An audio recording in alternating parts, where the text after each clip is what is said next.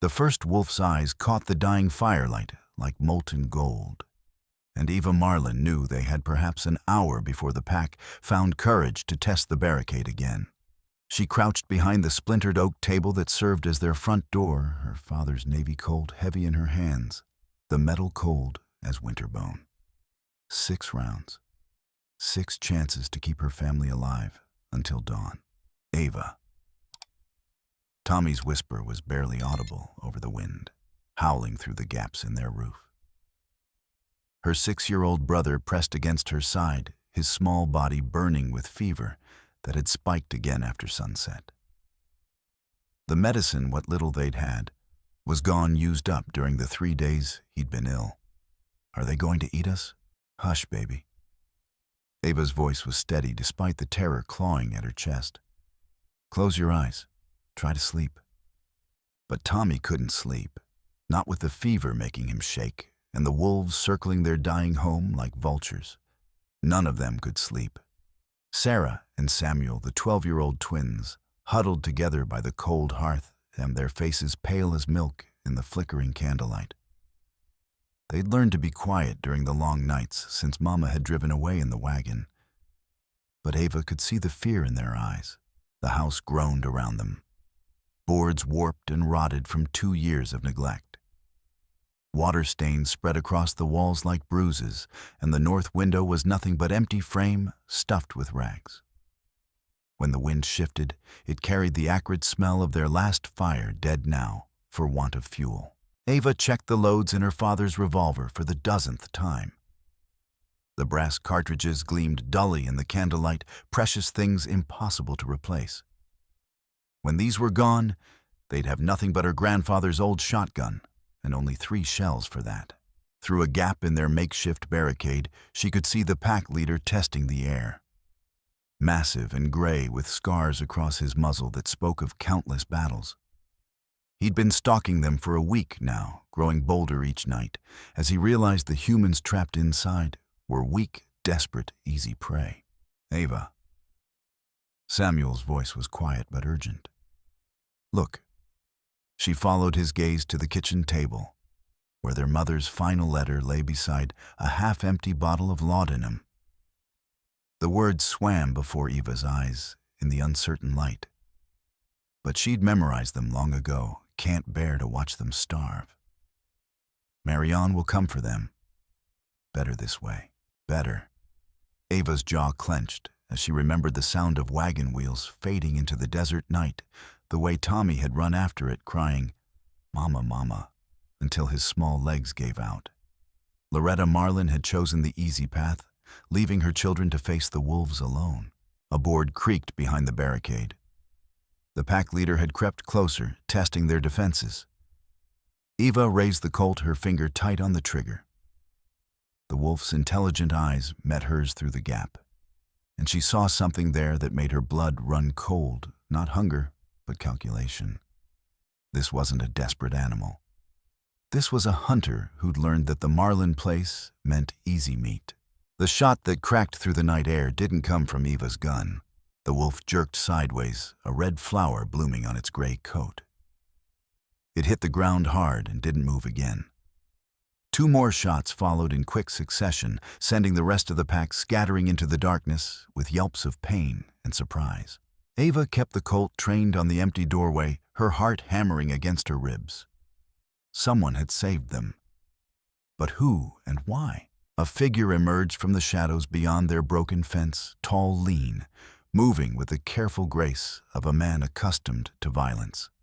Moonlight caught the silver of his belt buckle, and Ava's blood chilled as she realized what she was seeing. Not a savior, a lawman. The man stopped just outside their barricade, his rifle held casually, but ready. In the pale light, Eva could make out weathered features, graying hair, and eyes that had seen too much. You folks hurt in there. His voice was rough with years of tobacco and desert wind, but there was something else beneath it, a weariness that spoke of old pain. We're fine. Ava called back, though they were anything but. Thank you for dealing with the wolves. A low chuckle answered her. Wolves are the least of your problems, I'd guess. When's the last time you children had a proper meal? Eva's cheeks burned with shame. We can take care of ourselves. I'm sure you can. But taking care and surviving aren't the same thing, are they? The stranger shouldered his rifle and stepped closer. Name's Calder Reed. I own the ranch about 3 miles north. Been hearing wolves howling for days, figured I'd better check on my neighbors. We don't have any neighbors, Ava said carefully. Haven't seen another soul in weeks. Well, you have now. Calder's voice carried a note of finality. And from the look of things, you need help, whether you want it or not. Through the gap in their barricade, Ava could see him more clearly now. His clothes were well made but worn, his boots scuffed from hard travel. The rifle in his hands was military issue, a Spencer repeater, the kind carried by cavalry scouts. But it was his eyes that caught her attention, brown and tired and shadowed with something that might have been guilt. What do you want? She asked bluntly. Calder was quiet for a long moment, his gaze moving from their broken home to the dead wolf sprawled in the dirt. When he spoke, his voice was softer than before. Right now, I want to make sure you children don't freeze to death before morning. After that, he shrugged. We'll see what tomorrow brings. Despite everything, Ava found herself wanting to trust this stranger. There was something in his voice, a bone-deep weariness, that spoke of losses and regrets. Maybe he really was just trying to help, or maybe he was a better liar than most. We'll manage, Ava said firmly. But thank you for the wolves. They'll be back tomorrow night, and the night after that. Wolves don't give up easy when they've found prey. Calder touched his hat brim in a gesture that seemed oddly formal. I'll be by in the morning to check on you. Try to get some sleep. As his footsteps faded into the night, Eva found herself staring at the dead wolf. She'd been preparing to die tonight, to make her last stand with her father's gun and her grandfather's prayers. Instead, they'd been saved by a stranger who asked for nothing in return. In her experience, that was when things got dangerous. But as Tommy's fever broke sometime before dawn, and Sarah and Samuel finally slept, Eva allowed herself a moment of hope. Maybe, just maybe, their luck was finally changing. The horizon was turning pink when she heard the sound of approaching hooves. Calder Reed was coming back just as he'd promised. Whether that was good or bad remained to be seen. Calder returned with the sunrise, leading a pack mule loaded with supplies that made Eva's empty stomach clench with longing. Coffee beans, salt pork flour, more food than they'd seen in months. He also brought lumber nails and tools, along with a determination that brooked no argument. Your roof's got more holes than a sieve, he observed, studying the damage in the morning light. House'll be kindling by winter if it's not fixed. We can't pay you, Eva said stiffly. Didn't ask you to. Calder began unloading his supplies with practiced efficiency. I need help with my cattle. Fair trade work for wages, room and board included. Ava's pride rebelled against the obvious charity, but Tommy's fever had returned with the dawn, and Sarah was coughing again. They needed help, whether she wanted to admit it or not. What kind of work? She asked carefully. Ranch work. Mending fence, tending stock, fixing what needs fixing. Calder glanced at the twins who were watching him with wide eyes. Your sibling's old enough to handle simple chores. Samuel's good with animals, Eva said slowly. Sarah can sew and cook. Tommy. She looked at her youngest brother, still pale and shaking from fever. Tommy's sick. Then we'll start with getting him well. Calder reached into his pack and pulled out a small bottle. Willow bark tea. It'll help with the fever. As he prepared the medicine with sure hands, Ava studied this stranger who'd appeared in their lives like some kind of desert angel.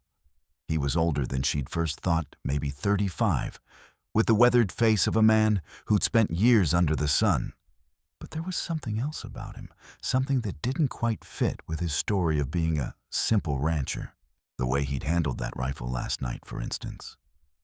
or the careful way he scanned their surroundings as if expecting trouble. And there was a scar on his left hand that looked suspiciously like a bullet wound. "You ever been a lawman, Mr. Reed?" Eva asked quietly. Calder's hands stilled for just a moment before he resumed his work. "Why do you ask?" "Just curious.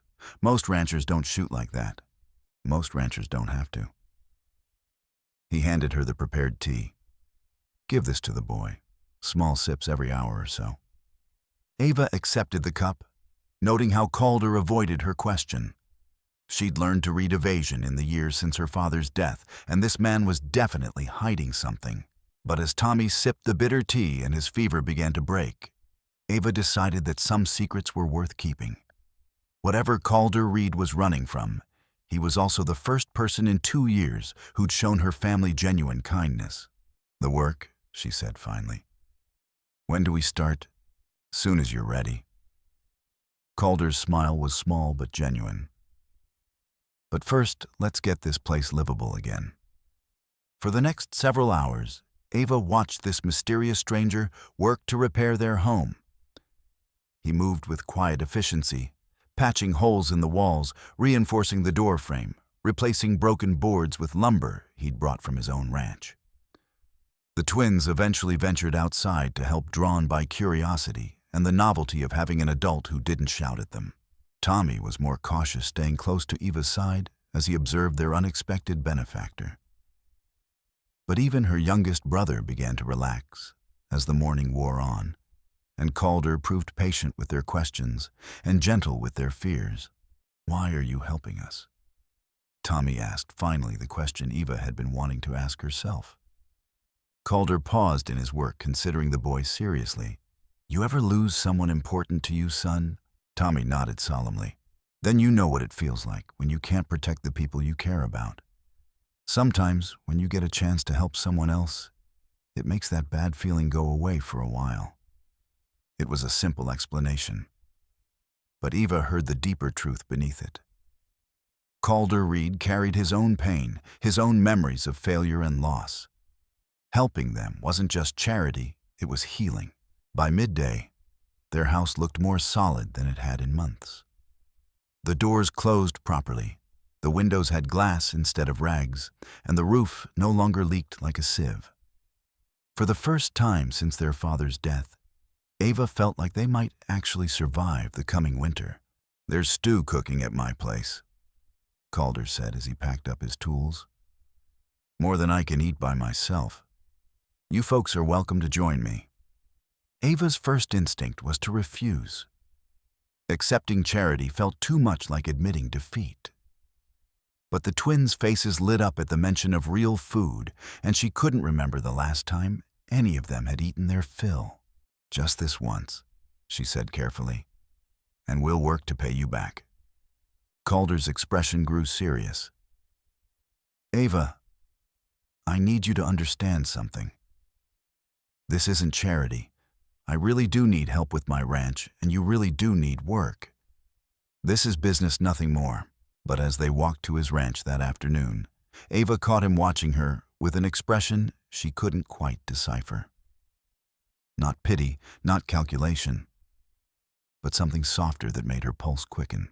Dangerous territory. Eva had learned to be wary of men who looked at her that way. Still, when they sat down to the best meal they'd had in months, Eva found herself thinking that maybe, just maybe, some people could be trusted after all. She just hoped she was right. 3 weeks of working at Calder's ranch had given Eva a new appreciation for honest labor and regular meals. The children had thrived under his patient guidance, learning skills their father had never had time to teach them. Samuel showed a natural talent for handling cattle, while Sarah proved surprisingly adept at managing the household accounts. Even Tommy, still recovering from his illness, had found purpose in feeding the chickens and collecting eggs. But it was Eva who surprised herself most. Under Calder's tutelage, she'd learned to read sign, to calculate feed costs, to handle the 1,000 small details that kept a ranch profitable. Her quick mind grasped complex concepts with ease, and she found herself taking on more responsibility each day. "You've got a head for business," Calder observed one evening as they went over the books. Ever think about running your own operation? Eva laughed, though there was no humor in it. With what money, what land women like me don't get to own anything, Mr. Reed. We just work for men who do. That's one way to look at it. Calder's voice was carefully neutral. Or you could see it as preparing for opportunities you haven't imagined yet. Before Eva could respond, Samuel burst through the door, his face flushed with excitement and fear. Eva, there's a man watching the house. Been there for an hour just sitting on his horse. Eva's blood turned to ice. Through the window, she could see the figure Samuel had spotted too far away to make out clearly, but definitely human. And definitely watching them. Probably just a drifter looking for work. Calder said, but Eva caught the lie in his voice. You know who it is. Eva stepped closer, studying his face in the lamplight. You've been expecting this. For a long moment, Calder didn't respond. Then he sighed and set down his pen. His name is Jed Morrison. He works for a rancher down in Presidio County. Man named Marion Handley. Eva's world tilted. My uncle. Your mother's brother, yes. I figured he'd come eventually. How do you know about Marion? Eva's voice was barely a whisper. Calder met her eyes directly. Because 3 years ago I was investigating him for cattle rustling and land fraud. I was a territorial marshal, then working undercover to gather evidence against him and his associates. The revelation hit Eva like a physical blow. You're a lawman. Was. I resigned my commission after. Calder's voice caught. After I failed to save someone I cared about. A young woman named Mary Handley, Marion's own niece. Eva sank into the nearest chair, her mind reeling. Mary was your sister. No. She was... Calder's expression grew distant. She was the daughter of another rancher Marion had cheated. When her father couldn't pay his debts, Marion took her as payment. Said she'd work as a servant until the debt was cleared. What happened to her? She tried to run away. Marion caught her and... Calder's hands clenched into fists. She died from the beating he gave her. I was supposed to be watching, supposed to be protecting her. Instead, I was following a false lead 50 miles away. Eva felt something cold settle in her stomach. That's why you helped us. Because you couldn't save her. Partly. Calder looked at her directly. But also because I know what Marion is capable of. And I won't let him hurt another child, not if I can prevent it. Before Eva could respond, the sound of approaching hooves filled the air. Multiple riders moving fast toward the ranch. Eva peered through the window and felt her heart stop. Marion Handley rode at the head of a group of 6 men, his soft face set in lines of determination. He looked exactly as Eva remembered, pale, well-fed, with cold eyes that missed nothing. Behind him rode men she didn't recognize, but their type was familiar enough: hired guns, the kind who'd kill children for the right price. They're coming, Eva whispered. Calder was already moving, checking the loads in his rifle. Get the children to the root cellar. Stay there until I give the all clear. What about you? I'm going to have a conversation with your uncle. One that's 3 years overdue. Eva watched from the cellar window as Calder walked out to meet Marion's group. Even from a distance, she could see the tension in his shoulders, the way his hand hovered near his gun. This wasn't going to be a friendly chat. The 2 men talked for several minutes, their voices too low to carry to the house. But Eva could read their body language well enough: Marion's theatrical gestures and confident posture, Calder's stillness and barely controlled anger. Then Marion pointed toward the house, and Eva knew exactly what he was demanding. The conversation ended abruptly. Marion climbed back onto his horse and rode toward town, while Calder stood in the yard for a long moment, staring after him with an expression Eva had never seen before. When he finally came back to the house, his face was grim as winter. He wants you to come home with him, Calder said without preamble. Claims it's not proper for you to be living here with me, unmarried and unchaperoned. Ava's stomach churned. What did you tell him? I told him you were old enough to make your own decisions. He didn't like that answer. He'll be back, Samuel said quietly. Uncle Marion doesn't take no for an answer. Calder nodded grimly. Tomorrow, probably, with legal papers and the sheriff to back them up. Sheriff Rawls is in Marion's pocket, Sarah added. Everyone knows it. Ava felt the walls closing in around her. Marion had money influence and the law on his side. What did she have? A job, a place to sleep, and a man who'd already failed to save one girl from her uncle's cruelty. There is one way to fight this, Calder said carefully. If you were married, you'd have legal standing as an adult. Your husband could petition for custody of your siblings. The kitchen fell silent, except for the ticking of the mantel clock. Eva stared at Calder, trying to process what he was suggesting. You're talking about a marriage of convenience, she said finally. I'm talking about whatever kind of marriage you want it to be. Calder's voice was steady, but she could see the uncertainty in his eyes. I know it's not what either of us planned, but if it keeps your family together. Ava closed her eyes, feeling the weight of impossible choices. Marry a man she'd known for 3 weeks, or lose her siblings to a monster who would destroy them piece by piece. When she opened her eyes, Calder was watching her with an expression of such gentle understanding that it nearly broke her heart. I need to think about it, she said quietly. We don't have much time. Marion will be back tomorrow morning, and when he comes, he'll come prepared. Ava looked at her siblings, at Tommy's trusting eyes, at the twins' carefully controlled fear. They were depending on her to make the right choice, to find a way to keep them safe. The decision, when it came, felt as inevitable as sunrise. Yes, she said quietly, I'll marry you. The wedding took place at dawn in the parlor of Reverend Mackenzie's house. Ava wore her mother's blue dress, faded now, but still beautiful in the morning light. Calder stood beside her in his best suit, his expression solemn as they exchanged vows that were both protection and promise. Do you, Eva Marlin, take this man to be your lawfully wedded husband? I do. The words came easier than she'd expected. Do you, Calder Reed, take this woman to be your lawfully wedded wife? I do. His voice was firm, certain. Then by the power vested in me by the territory of Texas, I pronounce you husband and wife. You may kiss the bride.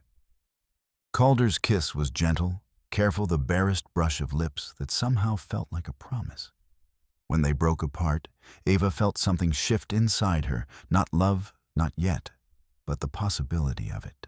They filed the marriage certificate with the territorial clerk, making it official and legal. Eva Reed, she thought, testing the name in her mind. It felt strange, but not unwelcome.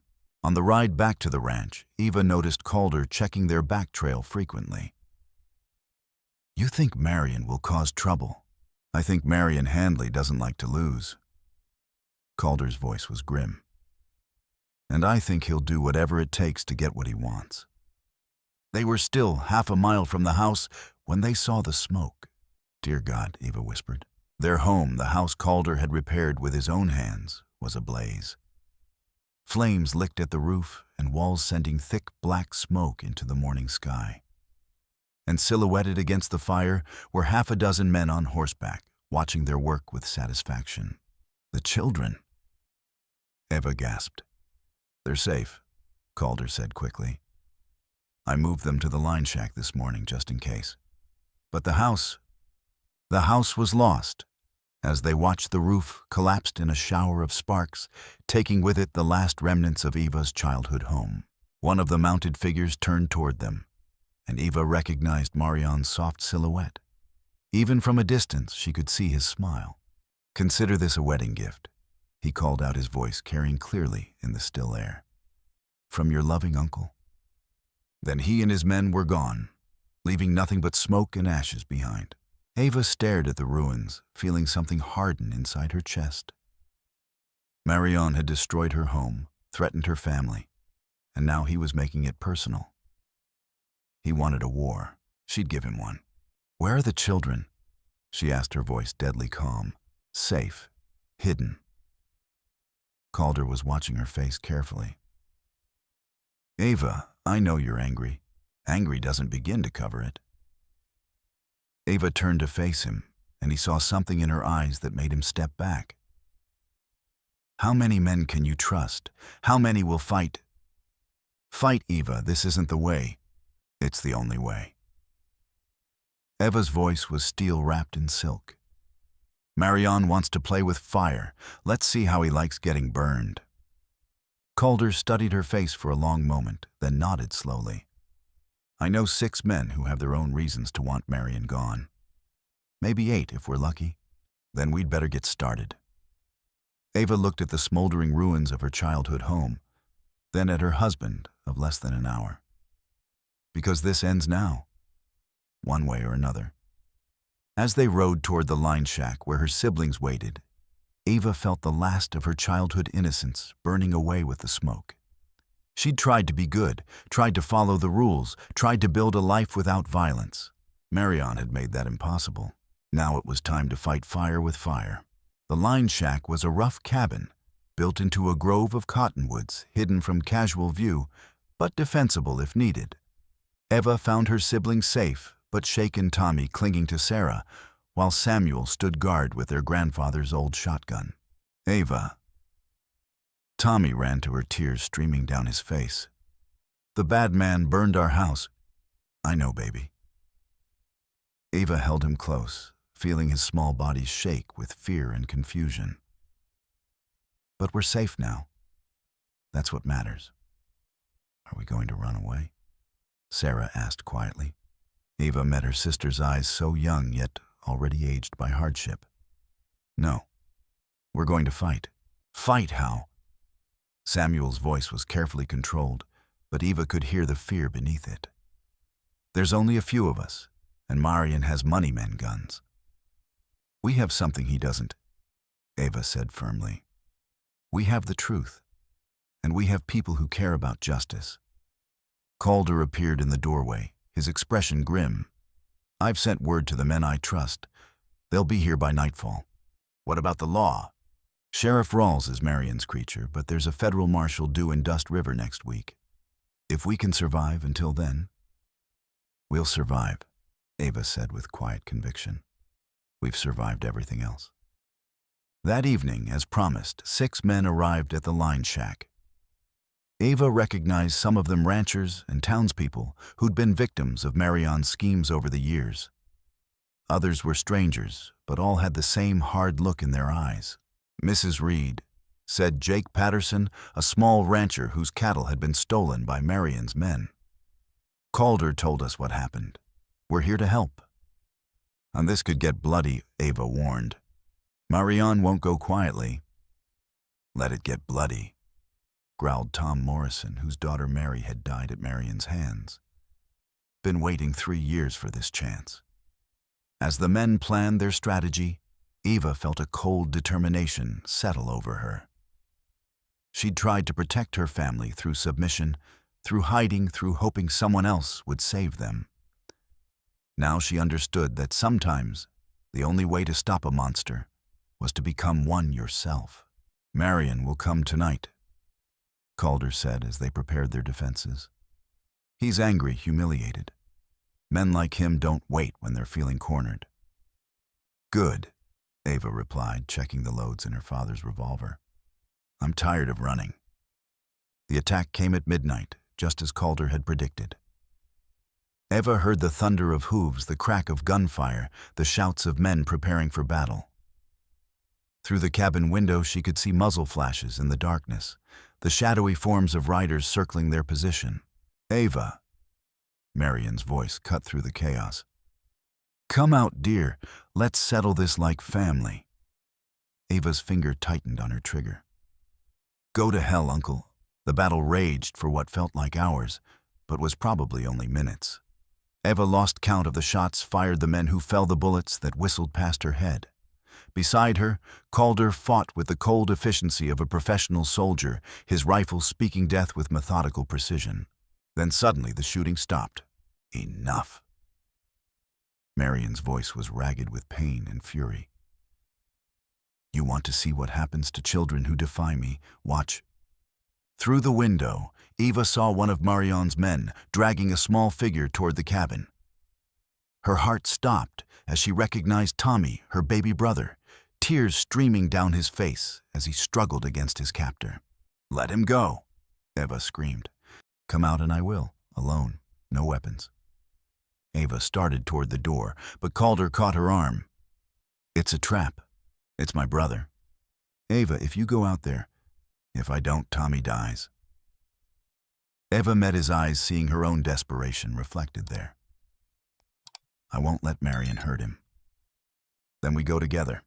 "No." Eva's voice was firm. "This is my fight, my family, my choice." Before Calder could stop her, Eva stepped out into the night, her hands raised and empty. The smell of gunpowder hung heavy in the air, and she could see bodies scattered across the ground, some Marion's men, some their own. Marion sat his horse in the center of the chaos, his face twisted with rage and something that might have been madness. His left arm hung useless at his side, dark with blood, but his right hand held a gun steady on Tommy's head. "There's my dear niece," he said with poisonous sweetness. "Come to save the day, have you? Let him go, Marion. Your fight is with me." "Oh, but it's not just with you anymore, is it?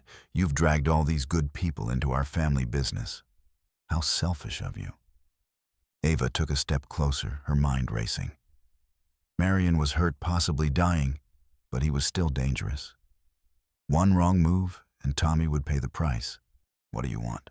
she asked. "What I've always wanted. What your father stole from me." Marion's voice dropped to a whisper. "The deed to the Silverton mine." Eva's world tilted. "What? Don't play innocent with me, girl. Your father found silver on that worthless land of his, and he hid the deed rather than share it with family. I want what's mine." "I don't know anything about a deed."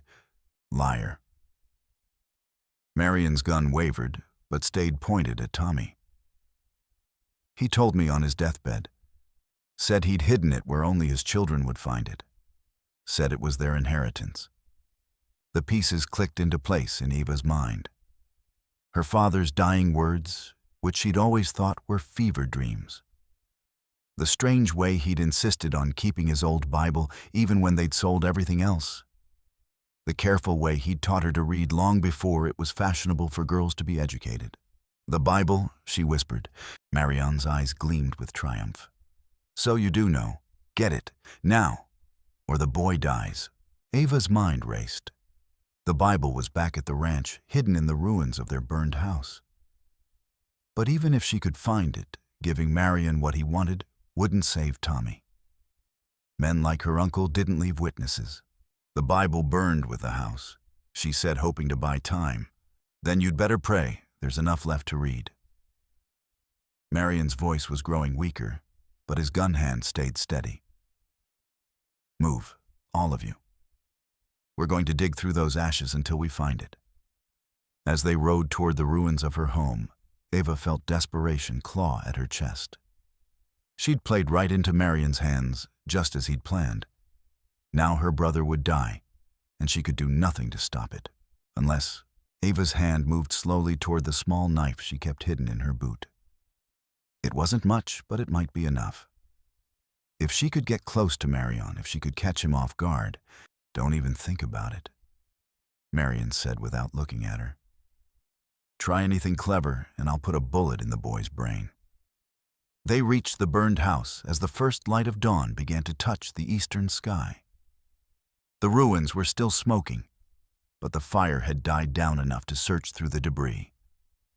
Eva stared at the charred remains of her childhood home, feeling her heart break all over again.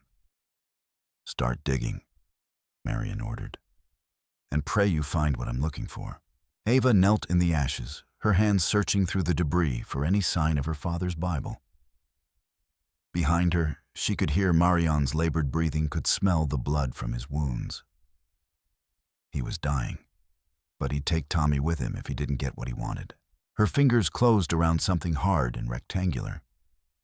The Bible's metal clasps had survived the fire, though the leather cover was charred beyond recognition. Inside, she could see the pages her father had marked with careful precision, the ones that had seemed so important to him in his final days. "Found it," she said quietly. "Bring it here, slowly." Ava stood the ruined Bible in her hands. As she turned toward Marion, she saw something that made her blood run cold. Calder and the other men were surrounded, outnumbered by Marion's surviving followers. They'd walked into a trap, and now they were all going to die. "Open it," Marion commanded. "Show me what your father hid." Ava's hands shook as she opened the Bible to the pages her father had marked. At first, she saw only verses about faith and redemption. Then her eyes caught something else, faint pencil marks in the margins, numbers, and letters that formed a pattern. A map. Her father had drawn a map showing the location of his silver claim, hidden in plain sight among the scriptures. "Clever man, your father," Marion said with genuine admiration. "Too bad he wasn't as smart about staying alive." "What do you mean?" Marion's smile was cold as winter. "Did you really think he died of consumption? I helped him along just a little. Made sure he'd never live to see his precious silver mine." Ava felt something die inside her chest. "You killed him." "I merely hurried along the inevitable. And now, having served your purpose, you can join him." Marion raised his gun, but before he could fire, Tommy twisted in his captor's grip and sank his teeth into the man's wrist. The hired gun screamed and loosened his hold, giving the boy a chance to break free. "Run, Tommy," Ava shouted. Chaos erupted. Calder and his men, seeing their chance, turned on their captors. Gunfire lit up the dawn sky as the final battle began. Ava dove for cover behind a fallen beam, the Bible clutched to her chest. Through the smoke and confusion, she saw Marion spurring his horse toward her, his face twisted with rage. He was dying, but he was determined to take her with him. Ava rolled to the side as his gun barked the bullet, splintering wood where her head had been. She came up with her father's Colt in her hand and the weapon heavy with purpose. "This is for my father," she said quietly. The shot took Marion's center mass, spinning him from his saddle. He hit the ground hard and didn't get up. As the smoke cleared and the shooting stopped, Ava found herself kneeling beside her uncle's body. He was still breathing, but barely. "The silver," he whispered, "it's real." Ava looked at the Bible in her hands, at the map her father had drawn with such care. "Yes, it's real." Marion's laugh was bitter. "Then I die a rich man's death. How fitting." His eyes closed and he was gone. Ava stared at the map, at the treasure her father had died to protect. Then, with deliberate precision, she tore the pages from the Bible and fed them to the smoldering fire. Eva Calder limped toward her, his face pale with concern. "What are you doing?" "Burying the past," she said simply. "Some things are more trouble than they're worth." Calder stared at the flames consuming the map, understanding dawning in his eyes. "That silver could have made you rich. Rich in what? Blood money." Eva shook her head, watching the last of her father's secret burn away. "I've seen what greed does to people. What it did to Marion. I won't let it poison my family too." Tommy ran to her, then throwing his small arms around her waist. "Ava, I was so scared." "I know, baby. But it's over now. It's really over." As they surveyed the aftermath of the battle, Ava counted the cost. 3 of their allies were dead, including old Tom Morrison, who'd finally gotten his revenge but paid for it with his life. Several others were wounded, though none seriously. Of Marion's men, only 2 had survived, and they were already being tied up for transport to the territorial authorities. "What happens now?" Sarah asked, appearing at Ava's side with Samuel close behind. Ava looked around at the ruins of their old life. The burned house, the blood-soaked ground, the faces of people who'd risked everything to help them. Then she looked at Calder, her husband of less than 24 hours, and saw something in his eyes that made her heart skip. "And now we build something new," she said firmly. "Something better." The federal marshal arrived 3 days later, just as Calder had predicted. Marshal Thompson was a stern man with graying hair and sharp eyes that missed nothing. He interviewed the survivors, examined the evidence, and listened to their testimony with professional detachment. "Seems Marion Handley finally got what was coming to him," Thompson said as he prepared to leave. "Man's been wanted for cattle rustling, land fraud, and half a dozen other crimes. You folks did the territory a service." "What about Sheriff Rawls?" Eva asked. "He'll be removed from office pending investigation. We've found evidence of bribes, falsified documents, and conspiracy. He'll likely spend the next 10 years in territorial prison." As the marshal rode away, Eva felt a weight lift from her shoulders. For the first time in her life, she was truly free. Free from Marion's threats, free from poverty, and fear, free to choose her own path. "So," Calder said quietly, appearing at her side, "what do you want to do with that freedom?" Eva considered the question seriously. She could leave now, take her siblings and start over somewhere far from Dust River and its painful memories. Or she could stay and fight for something better. "I want to build a school," she said finally. "A real school where children can learn to read and write and think for themselves. Where they can grow up believing the world has more to offer than just survival." Calder's smile was brighter than sunrise. "I think that's a fine idea, Mrs. Reed. And I want us to be a real family. All of us." Eva met his eyes directly. "Not just a marriage of convenience, but something genuine, something lasting. Are you sure you barely know me?" "I know enough. I know you're kind and brave and honorable. I know you'd die to protect my siblings. And I know." Eva felt heat rise in her cheeks. "I know I'm falling in love with you, Calder Reed. If you'll have me." His answer came in the form of a kiss, not the careful brush of lips from their wedding ceremony, but something deeper and more promising. When they finally broke apart, Eva felt like her world had shifted on its axis. "I love you too," he whispered. "More than I thought possible." That evening, as they sat around a campfire outside the ruins of their old house, Eva told her siblings about her plans for the school. The idea excited them, especially Sarah, who'd always been good with younger children. "Will you teach other things too?" Tommy asked. "Like tracking and horses and how to fix things?" "Everything we can," Eva promised. "Reading, writing, arithmetic, practical skills, whatever children need to make their way in the world." "What about the school building?" Samuel asked practically. "Where will we put it?" Eva looked around at the charred remains of their childhood home, then at the wide valley beyond. "Right here. We'll build it right here where our old house used to be. That way something good can grow from something bad." 2 years later, Eva stood in the doorway of the Dust River School watching her students work at their lessons. The building was simple, but sturdy, built with lumber donated by grateful ranchers and the labor of townspeople who believed in her vision. 23 children attended classes now ranging in age from 6 to 16, all hungry for the knowledge she offered. Tommy, now 8 and healthy, sat in the front row beside his best friend, a shy girl named Lucy, whose family had moved to Dust River after her father found work at the mill. Sarah, 17 and beautiful, helped teach the younger children her natural gentleness, making her beloved by all her students. Samuel worked the ranch with Calder, but came to the school in the evenings to learn bookkeeping and advanced mathematics. "Mrs. Reed." Lucy raised her hand tentatively.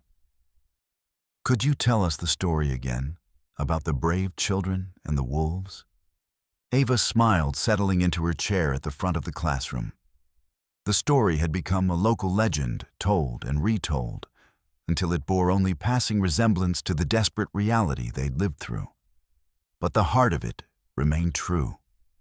The message that courage wasn't the absence of fear, but the decision to act in spite of it. Once upon a time, Eva began. There were 4 children who faced impossible odds. They had no money, no powerful friends, no weapons, except their love for each other. But they discovered something important, that family isn't about blood or law or what other people say you should be. It's about the people who choose to stand with you when the world turns dark.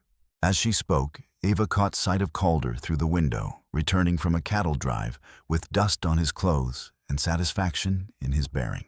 The ranch was thriving under their joint management, providing work for a dozen men and their families. More importantly, it had become a refuge for children who needed help, orphans, runaways, and others who'd fallen through the cracks of society. "What happened to the children?" asked Ben Morrison, Tom's grandson, who'd come to live with them after his grandfather's death. "They grew up," Ava said simply. "They learned that the only way to defeat monsters is to refuse to become monsters yourself. They built a life based on love instead of fear, hope instead of despair.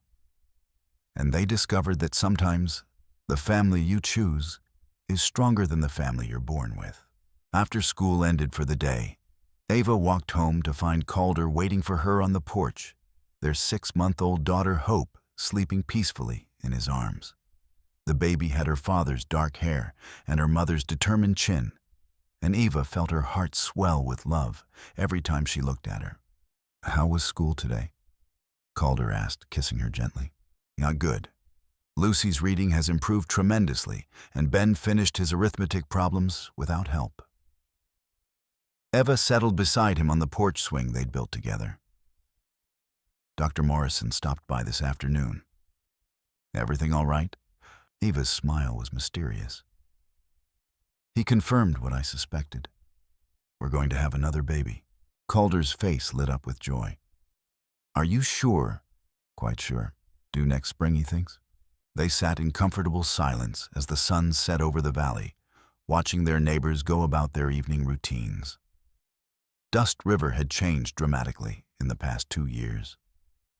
New families had moved in, drawn by the promise of work and the reputation for honesty that the Reeds had established. A proper church had been built along with a general store, a blacksmith shop, and even a small hotel for travelers. "Any regrets?" Calder asked quietly. Ava considered the question seriously. She thought about the silver mine her father had died to protect, the wealth she'd chosen to burn rather than claim. She thought about the simple life they'd built, instead teaching children, raising cattle, building a community based on mutual respect rather than fear. "None," she said firmly. "This is exactly the life I want." That night, as they prepared for bed in the house they'd built together, Ava caught sight of herself in the mirror. The face that looked back was older than her 21 years, marked by the trial she'd endured. But there was something new in her eyes, a peace she'd never known before, the contentment that came from living according to her own values rather than other people's expectations. "Ava," Calder's voice was soft in the darkness. "Do you ever wonder what would have happened if we'd never met?" Ava turned to face her husband, this good man who'd saved her family and given her a life beyond her wildest dreams. "No," she said honestly. "Because we did meet, and everything that happened after was exactly what was supposed to happen." As they settled into sleep, Ava listened to the sounds of their peaceful home. Hope's soft breathing from the cradle, the twins whispering together in their room. Tommy talking to his pet rabbit. Outside, she could hear the night sounds of a thriving community, horses nickering in the stables, dogs barking in the distance, the faint sound of music from the saloon. No wolves, no gunfire, no fear, just the quiet contentment of a life well lived, a family well loved, and a future bright with possibility. Ava Reed, formerly Eva Marlin, survivor of abandonment and architect of her own salvation, fell asleep, smiling, her hand in her husband's, and her heart full of gratitude for the journey that had brought them to this moment. She'd learned that heroes weren't born in castles or mansions, but forged in the crucible of adversity. They weren't the people who never fell down, but the ones who got back up, who fought for what mattered, who chose love over fear and hope over despair. And sometimes, if they were very lucky, they got to live happily ever after. Epilogue. 10 years had passed since that terrible night when wolves had circled the Marlin house and the Reed Ranch had become a symbol of hope throughout the territory. The school now served over 60 students from across 3 counties, housed in a proper brick building with glass windows and a bell tower that could be heard for miles. Ava stood at her classroom window, watching her newest students play in the yard. Among them was a thin, frightened girl who'd arrived just that morning, another orphan, another child, who needed shelter from the world's cruelties. Her name was Mary, and she reminded Eva powerfully of herself at that age. Mrs. Reed. The girl had approached quietly, her voice barely above a whisper. "Is it true what the other children said, that you'll let me stay, even if I can't pay?" Ava knelt to the child's level, seeing her own past in those wide, frightened eyes. "Mary, there's something I want you to understand. Family isn't about paying your way or earning your place. It's about belonging simply because you exist and you matter. But I don't have anyone. You have us now, all of us. This school, this town, this family we've built together, you're part of it now, if you want to be."